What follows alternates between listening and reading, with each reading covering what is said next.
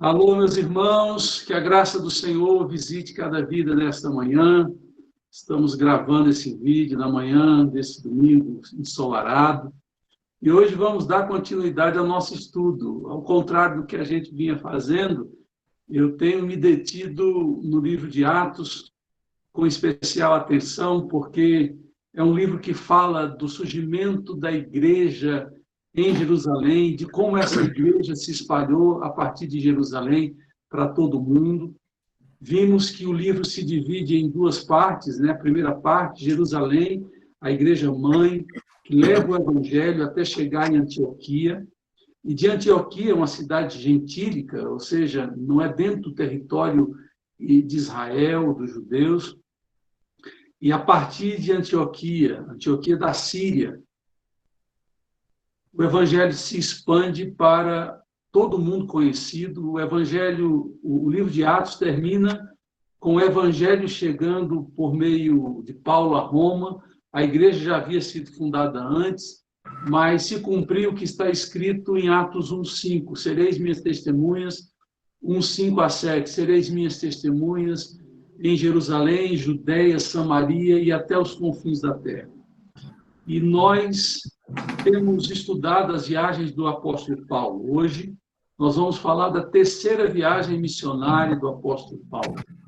E talvez você fique perguntando por que o pastor está gastando tanto tempo de ser tão minucioso a respeito das viagens missionárias do apóstolo Paulo. Porque, meus irmãos, você vai descobrindo, à medida que as viagens acontecem, as igrejas que vão sendo fundadas, as lutas que foram acontecendo para que a igreja do Senhor se estabelecesse em várias cidades. E ali você vai começando a descobrir as igrejas que futuramente receberiam cartas do apóstolo Paulo. Então, todo o contexto das cartas apostólicas de Paulo tem a ver com essas três viagens missionárias.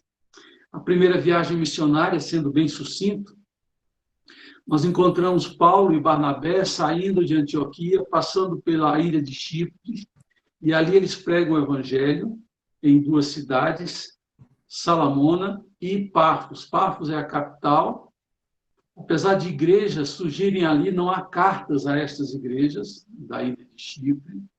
Depois ele sobe, e no mapa dá para ver muito bem, ele vai para Panfilha, e ali do porto da Panfilha, dessa região romana, ele sobe e vai para a Galácia, a parte sul da Galácia, em Antioquia da Psídia. Note, a segunda Antioquia. No mundo grego havia 16 Antioquias, cidades que tinham esse nome em homenagem a Antíoco.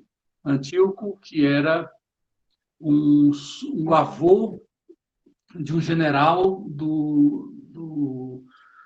do Alexandre o Grande. E Paulo prega em Antioquia e, meio a muitas lutas, a igreja se estabelece. Ele vai para Icônio, Lista.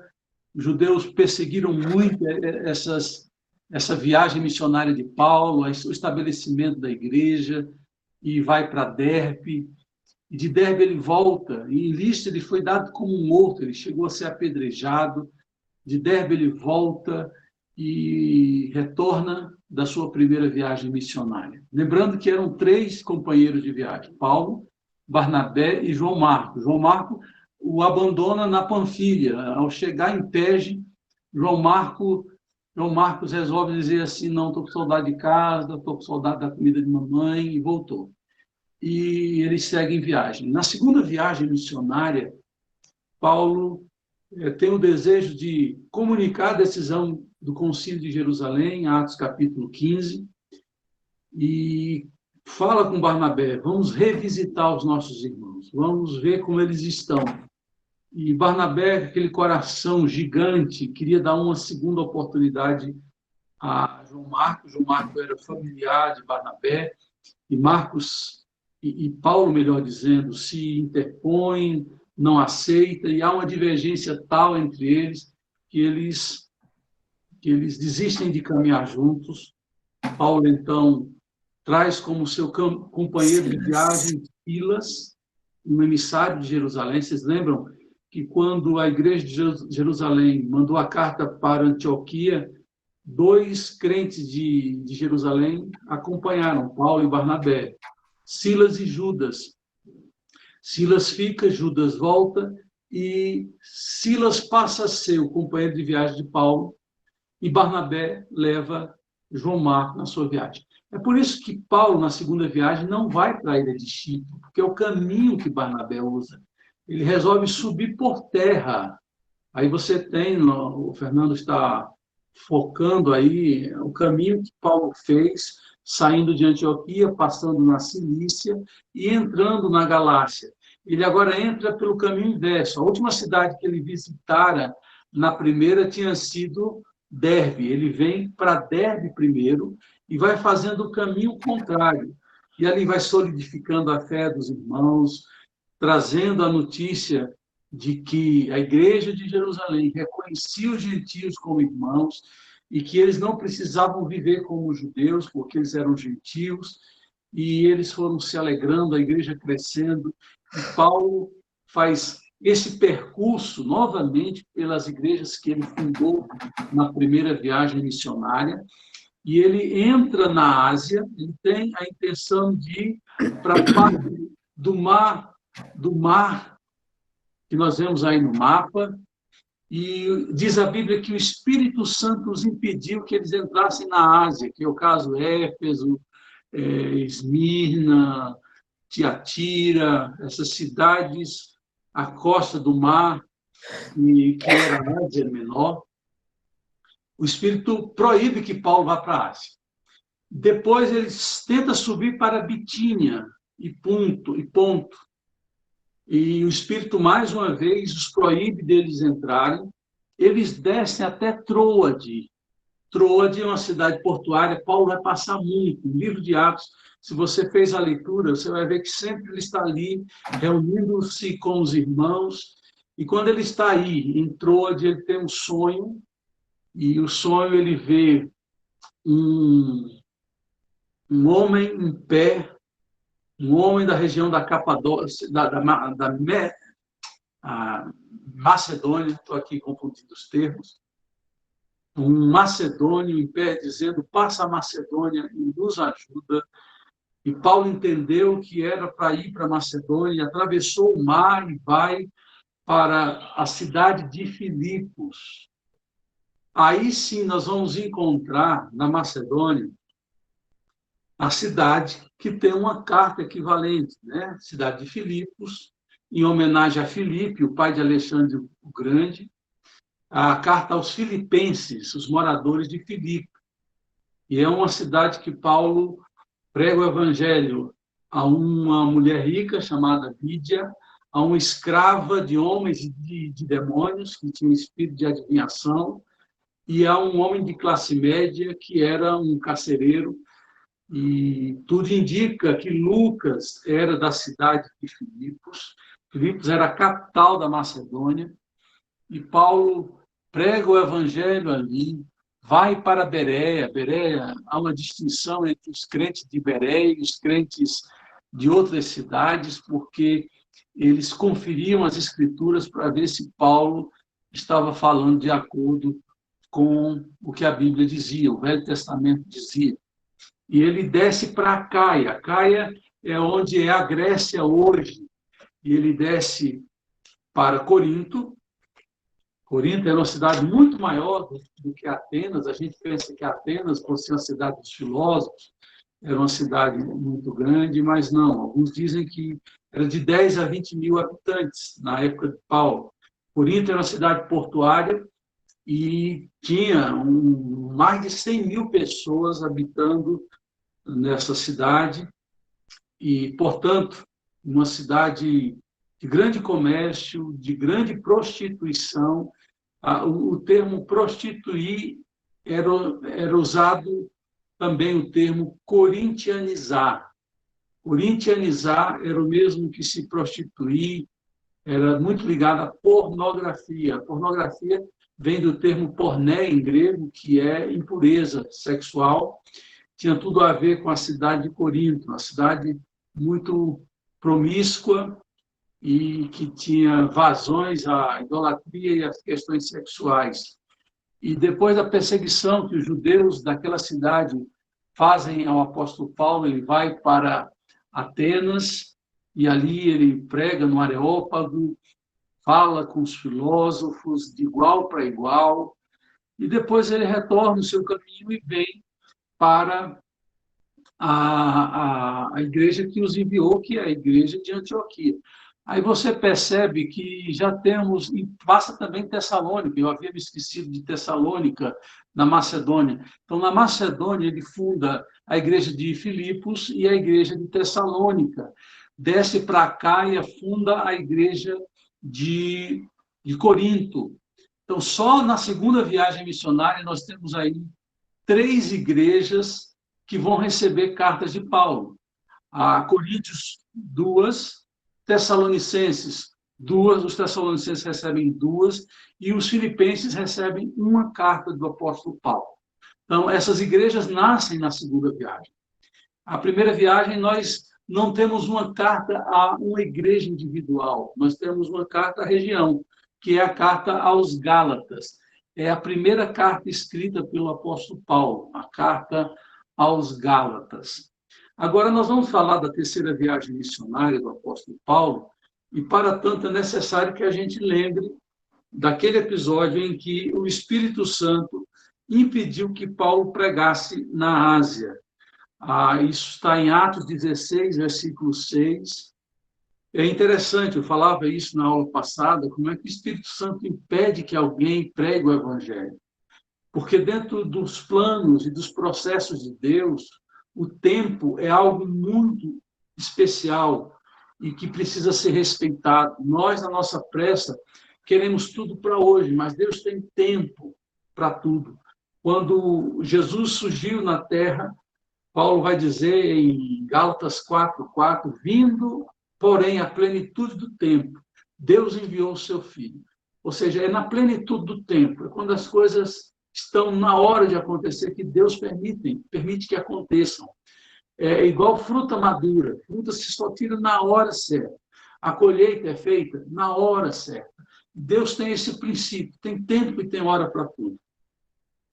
E Paulo, na segunda viagem, é impedido de entrar na Ásia, ele queria ir para Éfeso e não pôde entrar. E vocês lembram que quando ele está voltando na segunda viagem missionária, ele passa em Éfeso e ele encontra um casal de judeus cristãos que tinham fugido de Roma. O imperador Cláudio levantou uma grande perseguição contra os judeus e eles estão ali em Corinto, eles se encontram em Corinto, viajam para Éfeso, esse casal entra na sinagoga e Paulo passa apenas uma noite e se vê na obrigação de seguir o seu caminho, porque Deus havia proibido dele ir para a Ásia.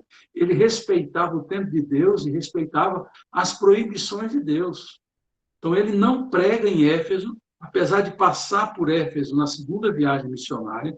Você olhando o mapa, você vai perceber que ele chega em Éfeso e tem uma trilha aí de cor referente à segunda viagem, e ele passa apenas uma noite, se estende até pregando ali o Evangelho, e no dia seguinte segue viagem, porque ele não queria desobedecer a Deus. Quando Paulo inicia a terceira viagem missionária, e pode voltar o mapa, Fernando, lá para Antioquia, a terceira viagem missionária é uma viagem que tem como alvo principal a Ásia Menor. Depois de um ano que Paulo volta da segunda viagem missionária, ele agora tem a liberação de Deus de pregar na Ásia Menor. A Ásia Menor era uma região muito próspera, de cidades muito famosas. Por exemplo, a cidade de Pérgamo. A cidade de Pérgamo é uma das 7 igrejas que recebe a carta de Jesus lá em Apocalipse. É de Pérgamo que surgem os pergaminhos. O que são pergaminhos? Era o couro de carneiro, sobretudo, seco, em que as pessoas escreviam. Então, ele se enrolava e fazia, era o livro da época, era um rolo, feito de couro de animal, sobretudo de carneiro.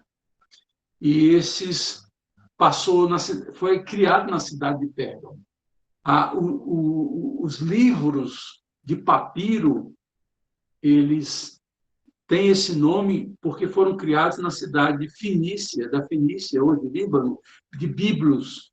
A cidade de Biblos doou seu nome ao que veio a ser conhecido como livros. E a própria Bíblia tem esse nome em relação ao termo livro, ou melhor, livros, porque Bíblia é uma palavra grega plural, livros. Biblion que seria livro.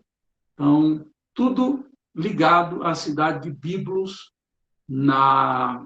hoje Líbano. Eu tive a honra também de conhecer essa cidade de Biblos, lá no Líbano.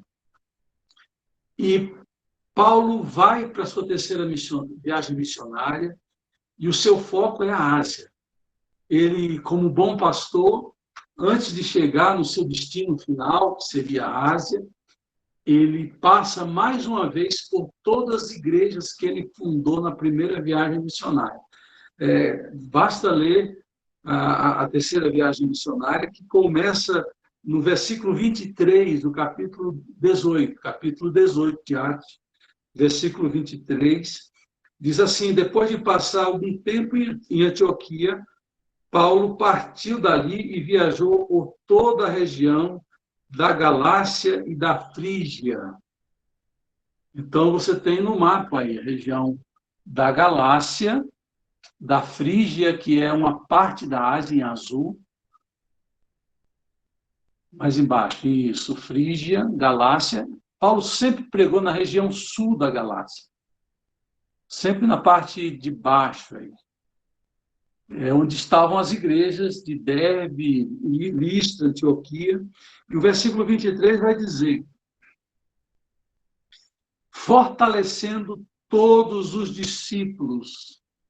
Não é só evangelizar, é discipliná-los, ensiná-los, para que eles consigam ser discípulos fiéis e leais de Jesus Cristo.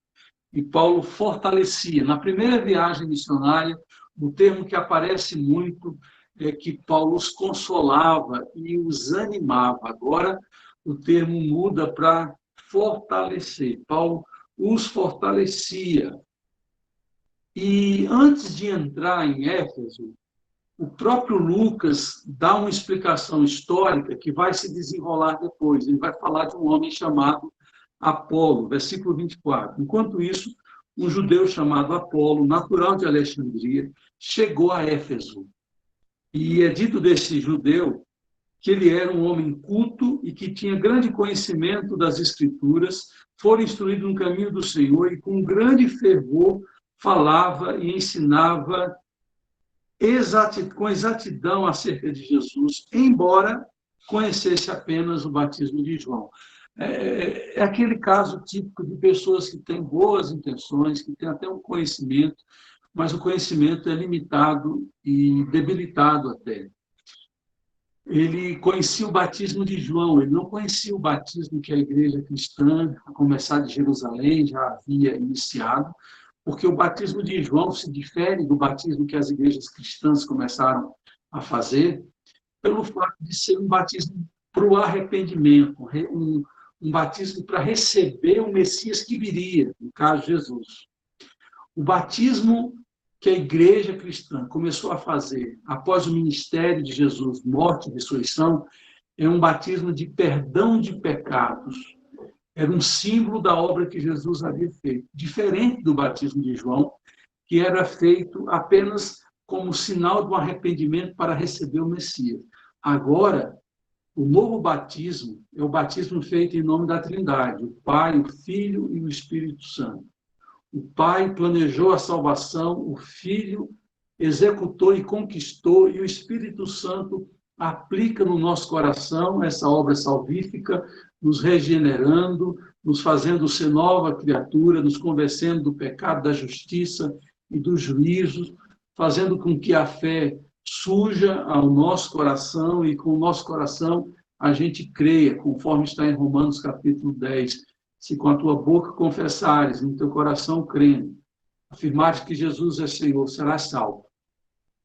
Esse é o princípio. E ele ensinou na cidade de Éfeso esse tipo de batismo, o batismo de João. Nem sequer mencionava a obra do Espírito Santo. Por mais que houvesse um entendimento por parte de Apolo, que Jesus era o Messias, ele conhecia parte da mensagem. E quando Apolo chega na sinagoga de Éfeso, melhor dizendo, às vezes eu troco, Efésios são os moradores e Éfeso é a cidade.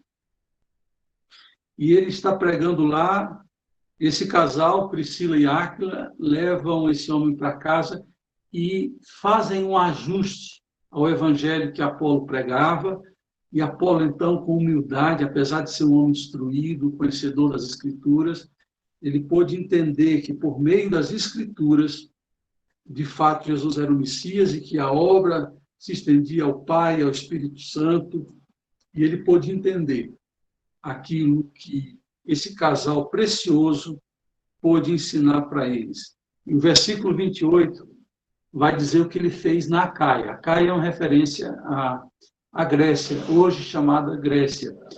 Ele pede para os irmãos encaminhá-lo, está em Éfeso, e os irmãos o encaminham para Corinto. E ele passa a ser uma bênção na cidade de Corinto. Ele ajuda a igreja a crescer em Corinto.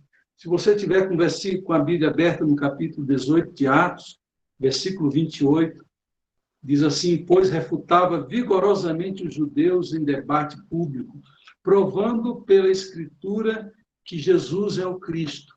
Então, ele, com o acréscimo que ele recebeu de Áquila e Priscila, ele chegou em Corinto e passou a ser um homem capaz, que convencia os outros que Jesus era o Messias. Se você estiver lembrando da primeira carta de Paulo aos Coríntios, vai poder identificar que houve um problema naquela igreja. Aquela igreja passou por um processo de ruptura, divisões no meio da igreja, grupos, panelinhas, partidarismo, e os partidos que havia ali naquela igreja, um dizia, eu sou de Paulo, outro dizia, eu sou de Apolo, outros diziam, eu sou de Cristo. Por mais que não houvesse desavença entre Paulo e Apolo, os grupos criaram esse tipo de rixa entre eles. Eles não foram atingidos. Paulo vai citar Apolo em outros momentos, até nas cartas que ele escreve, elogia Apolo. E na própria carta aos Coríntios, Paulo vai dizer o seguinte: eu plantei, Apolo regou, mas Deus é quem dá o crescimento. Paulo não tinha problema nenhum com Apolo e nem Apolo com Paulo. Mas a igreja de Corinto era uma igreja parecida com as nossas igrejas atuais.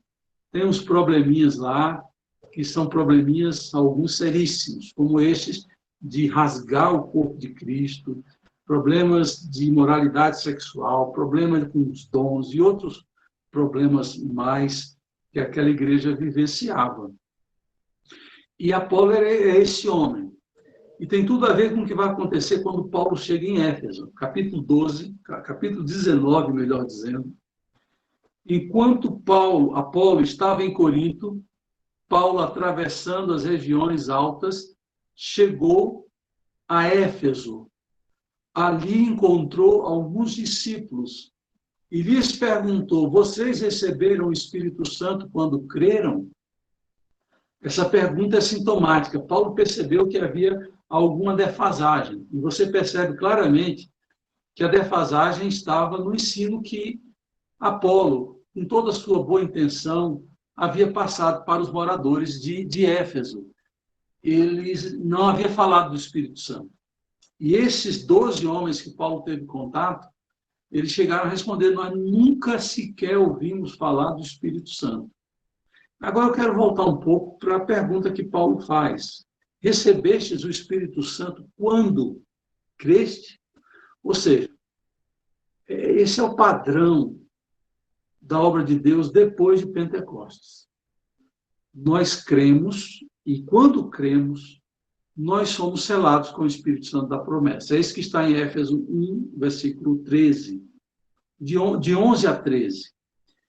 Em Romanos 8, 9, Paulo diz: aquele que não tem o Espírito Santo de Deus, esse não é dele.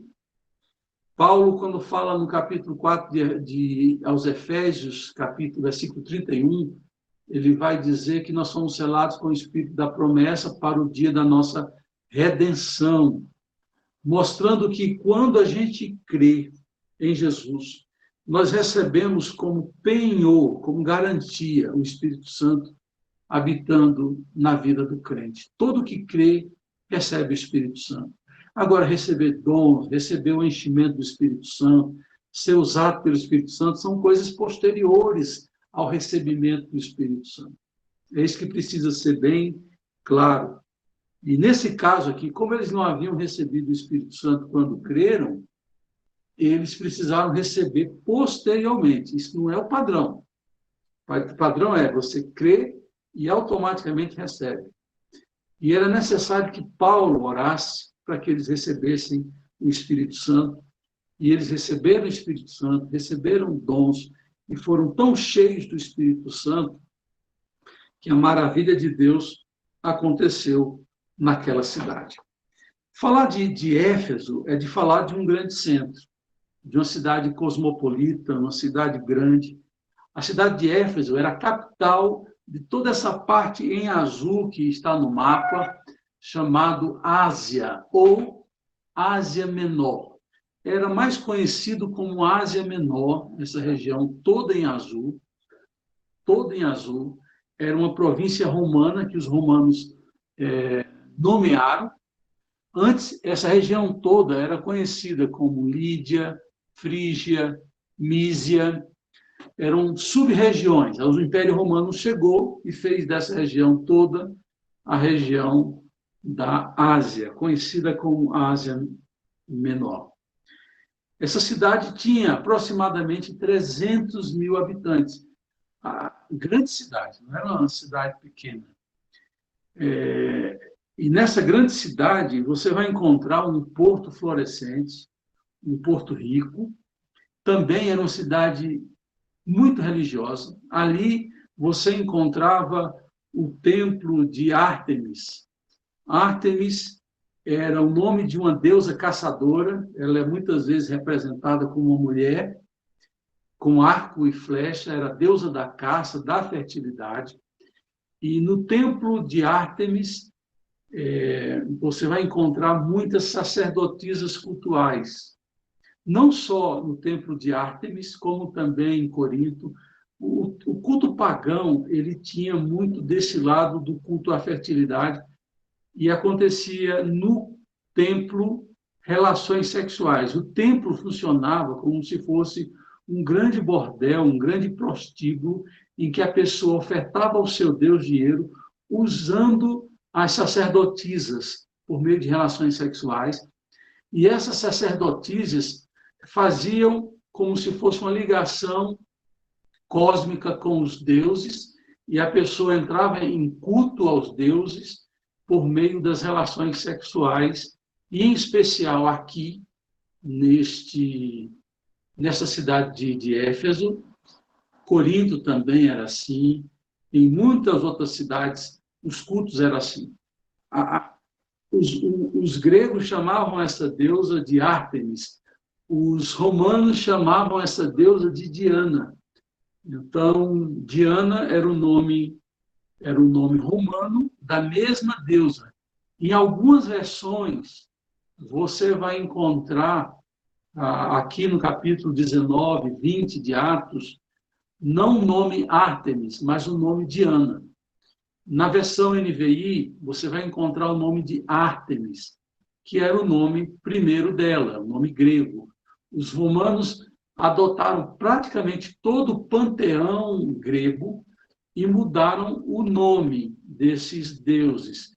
Eu estou lembrando de um aqui, por exemplo, que é muito conhecido, que é o Baco, né, o deus do vinho e da orgia.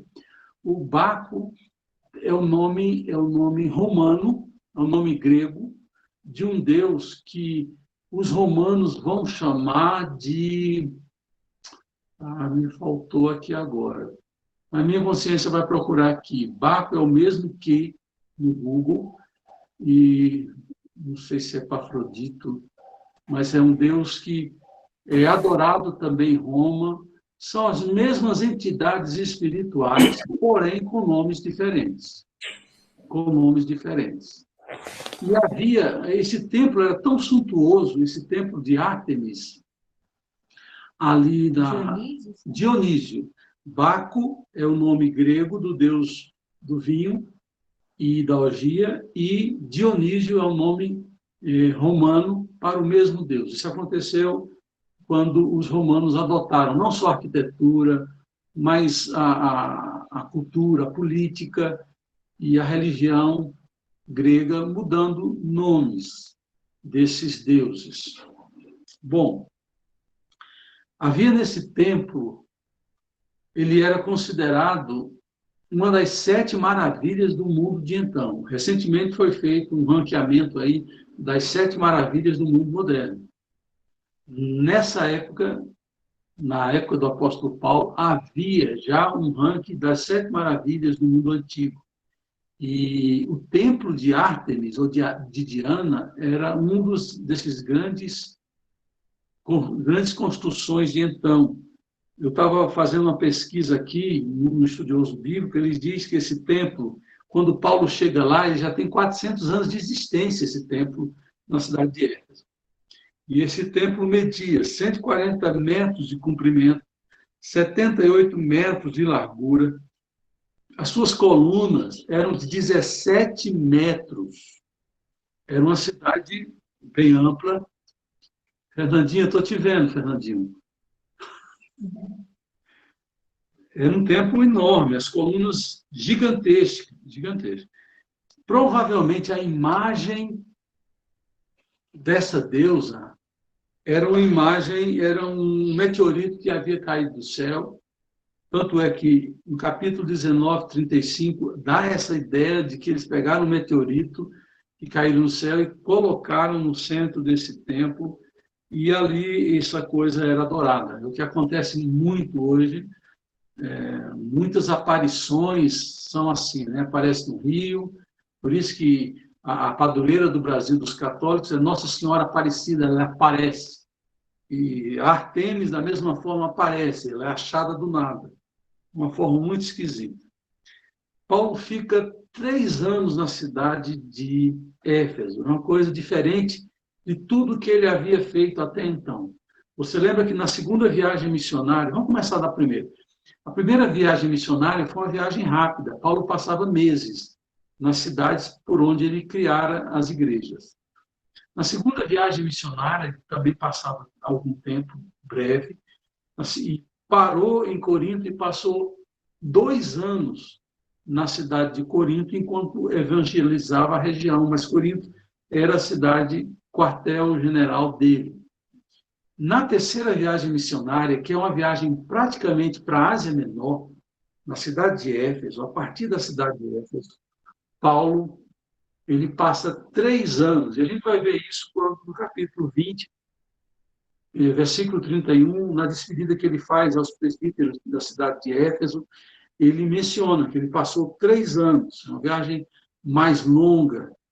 E como foi a chegada de Paulo? Encontrou com esses 12 homens, pregou para eles sobre o Espírito Santo, eles receberam o Espírito Santo, e Paulo, a partir desses 12 homens, atinge toda a região da Ásia Menor. Ele passa esse tempo todo pregando às igrejas, às cidades ali em redor de Éfeso. Alguns estudiosos dizem que as igrejas de Tiatira,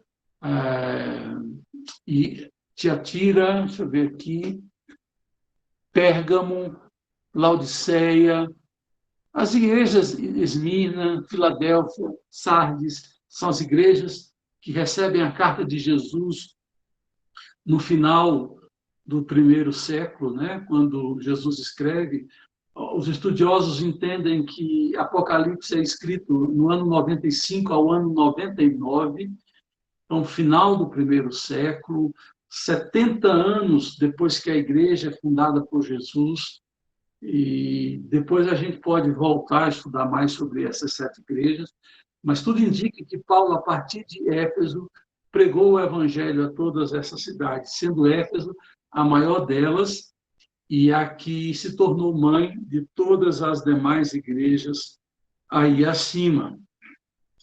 E Paulo fica em Éfeso, ele passa 3 meses visitando a sinagoga, e nós sabemos que em todas as viagens missionárias de Paulo, ele dava preferência aos judeus da diáspora, os judeus das sinagogas, e quando havia resistência da parte dos judeus, ele ia para os gentios. Esse era o passo principal, sinagoga, depois gentios.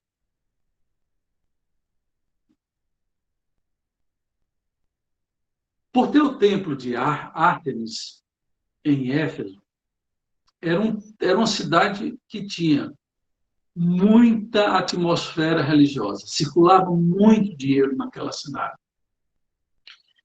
E como o evangelho se expandiu de uma forma muito avassaladora, os meios de renda da religião, da idolatria, começaram a ser afetados profundamente, porque as pessoas se convertiam, descobria que existia um Deus vivo, real, e não havia mais necessidade de ter ídolo, de comprar utensílios religiosos, patuás, simbolismos, imagens.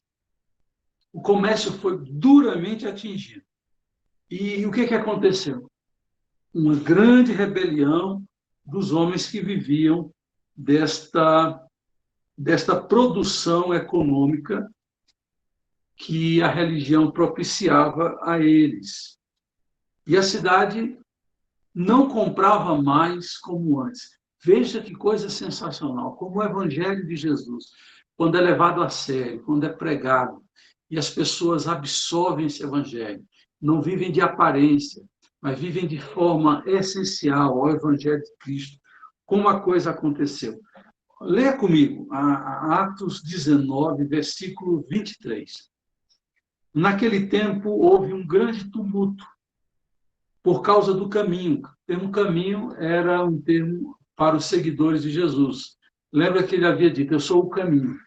Era muito comum, naquele tempo, as pessoas se referirem aos seguidores de Jesus como os do caminho. Versículo 24. Um ourive chamado Demétrio, que fazia miniaturas de prata do templo de Ártemis e que dava muito lucro aos artífices, e reuniu-se com os trabalhadores dessa profissão, o primeiro sindicato reunido contra o cristianismo. Reunindo-se com os trabalhadores dessa profissão e disse, senhores, vocês sabem que temos uma boa fonte de lucro nessa atividade e estão vendo e ouvindo como estes indivíduos, Paulo, está convencendo e desviando grande número de pessoas aqui de Éfeso. Bia, dá um glória a Deus, Bia, porque quando o evangelho chega, as coisas mudam. Oh, glória! Esse homem está admitindo, Paulo está convencendo e desviando grande número de pessoas aqui na cidade de Éfeso.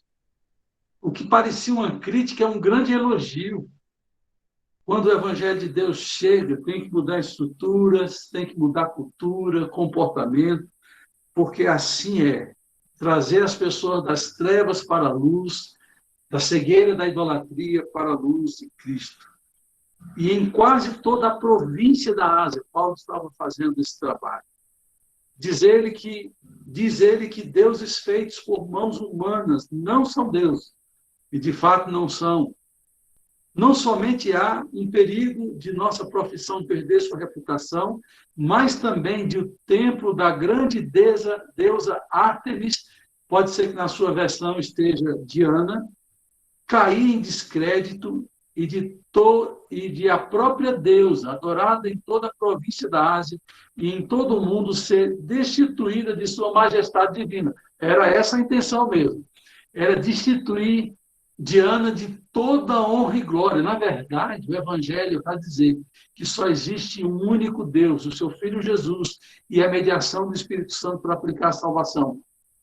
Não há outros deuses. Todos os outros deuses são engano e mentira de Satanás para desviar as pessoas do caminho do Evangelho. E esse homem está acusando, e para nós isso é elogio. Para Paulo isso era uma realização poder ouvir isso. Porém, a perseguição por parte deles foi algo assim gigantesco, ao ponto de o tribunal ser convocado e eles serem reunidos num anfiteatro. Havia mais de 3.000 pessoas naquele lugar, e Lucas diz que muitos não sabiam por que estavam ali, e o próprio julgador da cidade entendeu que não havia razão para aquilo. Paulo pediu a palavra para falar, mas os seguidores disseram: não, você não vai falar, não vamos expor você a risco de morte. Paulo, na terceira viagem missionária, estava com mais de 9 auxiliares. Se somou a Paulo, além de Silvano, que é o mesmo Silas, o próprio Lucas, Timóteo. Quando passa pela cidade de Listra, Timóteo, desde a segunda viagem missionária, passa a ser parceiro do apóstolo Paulo, e à medida que você vai lendo o livro de Atos, você vai descobrir outros seguidores que formam esse grande grupo de missionários que seguem o apóstolo Paulo. Então, Paulo tem que sair dali e vai para a Macedônia. Depois de 3 anos, Paulo vai para a Macedônia, com a intenção de visitar as igrejas que ele havia fundado na segunda viagem missionária, que são a igreja de Filipos, a igreja de Tessalônica e a igreja de Corinto. Essas 3 grandes igrejas que Paulo havia fundado na segunda viagem missionária. Está agora na terceira. E ele vai para essa terceira viagem missionária. Na Grécia, nós somos informados no capítulo 20, no versículo 2, que ele passa 3 meses ali na região da Grécia, de Corinto, vai para... Aqui nós temos a lista, a partir do versículo 4, dos seguidores, daqueles que faziam parte do grupo de missionários. E Paulo, então, volta para Filipos, para só depois ir para Troade. Aí no versículo 7, ele se reúne com a igreja em Troade, faz a ceia, partiu o pão com eles, e depois Paulo segue viagem. E olha, Paulo, ele tinha uma convicção depois da terceira viagem missionária. Se você olhar aí no capítulo 20, versículo de número 16, diz assim: Paulo tinha decidido não aportar em Éfeso para não se demorar na província da Ásia, pois estava com pressa de chegar a Jerusalém, se possível, antes de Pentecostes. Quando você lê a primeira carta aos Coríntios, você vai descobrir que lá, no capítulo de número 8 e 9, Paulo vai se referir a uma coleta. E Paulo vai dizer que a igreja da Macedônia, sendo mais pobre do que a igreja de Corinto, deu muito mais do que a igreja havia dado. Então, vocês de Corinto, que são tão ricos, não são tão generosos. Paulo cria ali orientações de como essa oferta para a igreja de Jerusalém precisava ser dada, precisava ser recolhida. A igreja de Jerusalém, da Judéia, estava passando um período de grande fome e necessidade. E Paulo faz, a segunda coleta que Paulo faz para a igreja de Jerusalém. E aí Paulo está com o dinheiro para levar para Jerusalém, na terceira viagem missionária. Quando ele vai para Jerusalém, ele vai com essa intenção de levar os recursos que foram arrecadados nesta terceira viagem. E antes de ir embora, ele tem um encontro muito emocionante. No capítulo 20, ele está na cidade de Troade e ele manda chamar manda chamar em Éfeso os presbíteros daquela igreja. A partir do versículo 19, ele vai dar um relato pessoal de como ele se comportou, de como ele exerceu o ministério naquela cidade. A partir do versículo 28, ele dá conselho para os presbíteros, para cuidar do rebanho de Deus. E ele diz assim, que lobos ferozes iriam aparecer para se penetrar no meio do rebanho, por isso tomarem cuidado. Ele diz também que outras pessoas iriam distorcer a verdade, a fim de atrair discípulos. E, ao final, ele diz, vocês não mais verão minha face, e os discípulos choram, tristes, porque nunca mais iriam ver Paulo, e eles se ajoelham, versículo 36, à beira-mar, na praia, e eles oram, choram muito. Versículo 37 diz, todos choraram muito, e abraçando-o, beijaram. O que mais os entristeceu foi a declaração de que nunca mais veriam sua face. Então, o acompanharam até o navio. E Paulo, então, no capítulo 21, pega o navio, chega em Tiro, uma cidade, se Fernando puder voltar ao mapa, para a região perto da Síria, a Síria lá, da Antioquia da Síria, você vai ver a região aí, para baixo da Síria, onde tem Fenícia, você tem a região, aí, Tiro e Sidom, são duas cidades muito mencionadas no Velho Testamento. E o capítulo 21, versículo 3, no final do versículo 3, diz que Paulo chega a Tiro.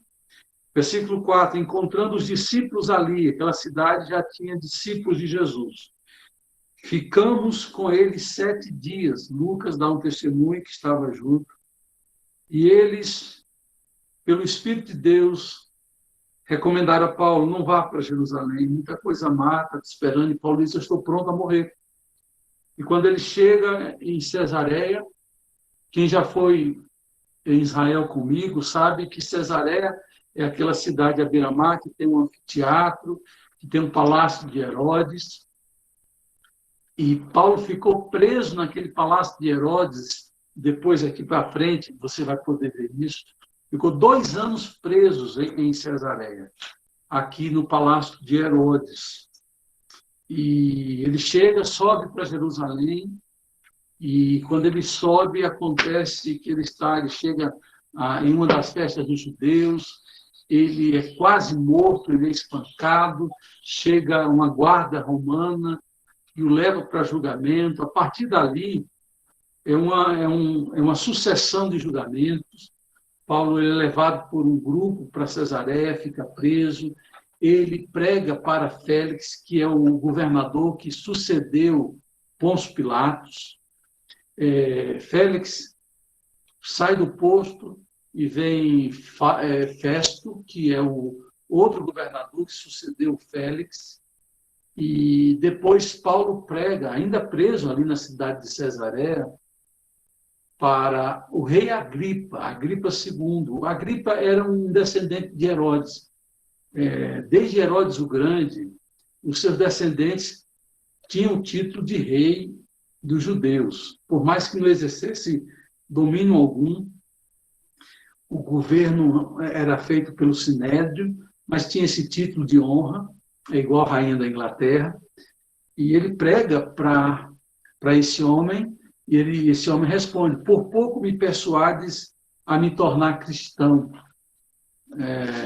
E é uma história muito interessante. Paulo tem a oportunidade de pregar para esses grandes homens, e quando ele percebe que ele poderia ser morto numa emboscada, ele apela para César, e ele era cidadão romano, e tinha direito de ser julgado por César.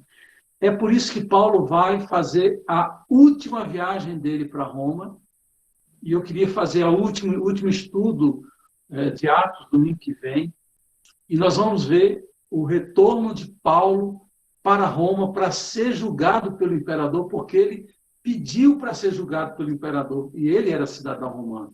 Era um título muito caro.